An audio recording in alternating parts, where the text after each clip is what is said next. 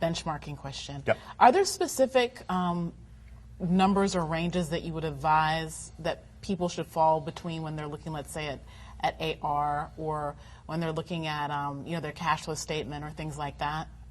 And how do those things affect the value of the company? Yeah, I'm in the minority here. I'm not a big fan of financial ratios at all, because financial ratios are a way for outsiders to get a look at how a company's doing, and they're typically used by banks.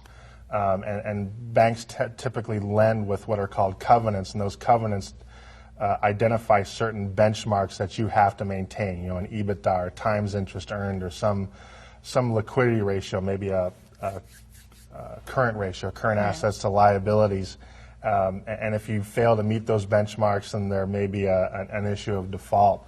But what I can say is, even if you're not all that financially proficient, it'll be obvious to you when you look at the unique elements of your business what things aren't working. If your cash is down, if you're not able to meet your basic expenses, if you're paying more interest than you're earning, a times interest earned of less than 1, that can certainly be a major issue. If your accounts receivable turnover is very low, which means you have accounts receivable that are aging, that's an issue. So, I hesitate to offer a specific benchmark on ratios, because I personally don't believe in them. I like to take each business on its own unique case.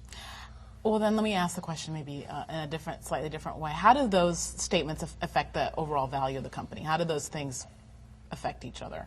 Well, what we look for first, again, is what is the cash flow generating capability of the company. And the historical cash flows are important insofar as they provide a continuity between the past and the future. In other words, if you're selling me a company and you've historically generated $100,000 of annual operating cash flow, but then you want to try to sell the company saying that, well, in the future this company is going to generate $200,000 of operating cash flow, well, I want to know why I should adjust my expectations in the future to be different from the past. It doesn't mean that's not true, but that is a trigger that I need to have an understanding of why that's the case.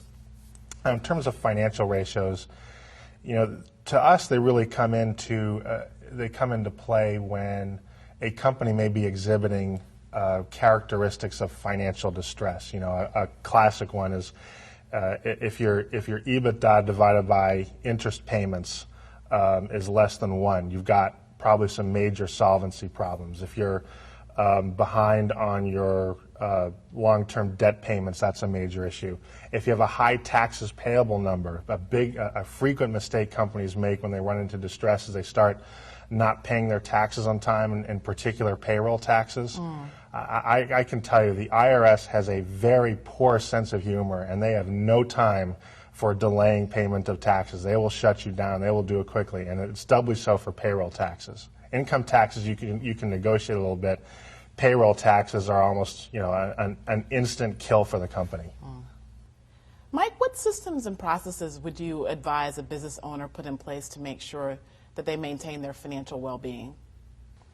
Well, actually, I'm a much bigger believer in processes rather than systems. I find systems are a useful tool to help a process along and make it more effective, but the process itself is what makes the system more valuable, and the process itself is what actually accomplishes goals within the organization. So in terms of reports and information sharing, I'm a big believer in transparency throughout the organization. I'm a big believer in sending information to anybody who might want or need it to enable people to make better decisions at every level of the organization. I'm a big believer in the weekly status report and staff meeting as time allows, because it's motivating.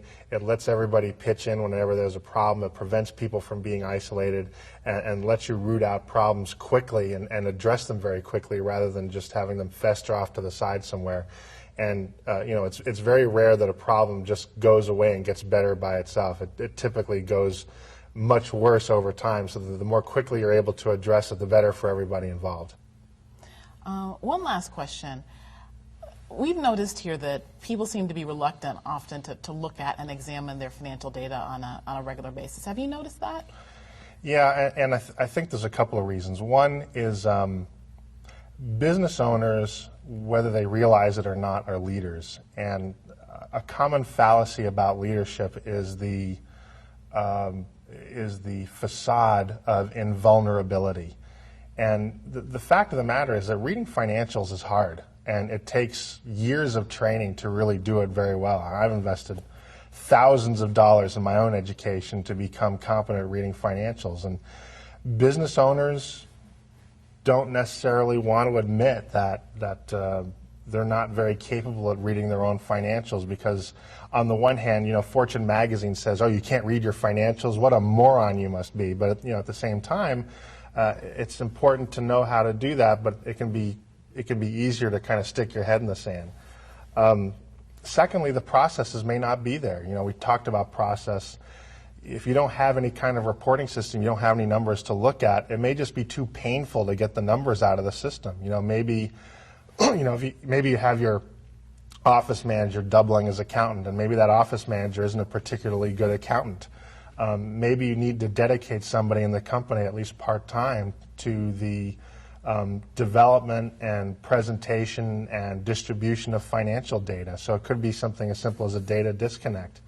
Or it could be simply just a general lack of comfort with numbers. A lot of people go into business because they've just told their boss to take this job and shove it. And why did they tell their boss to take this job and shove it? Well, one reason is because they got held to numbers all the time.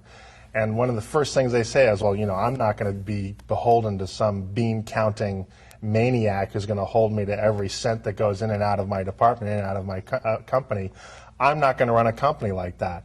Well, after a while, your company starts making money. You have significant expenses and customers that depend on you and payroll to make. All of a sudden, the numbers become important, and there's a moment of truth that the business owner, as the leader of the company, has to recognize, well, maybe I don't need to be Genghis Khan, but I need to be at least Winston Churchill and be fairly strong and robust and aggressive about pursuing that information, having at least a remedial knowledge. Very good. Well, thank you so much for joining us. Thank you. It was fun. Appreciate it.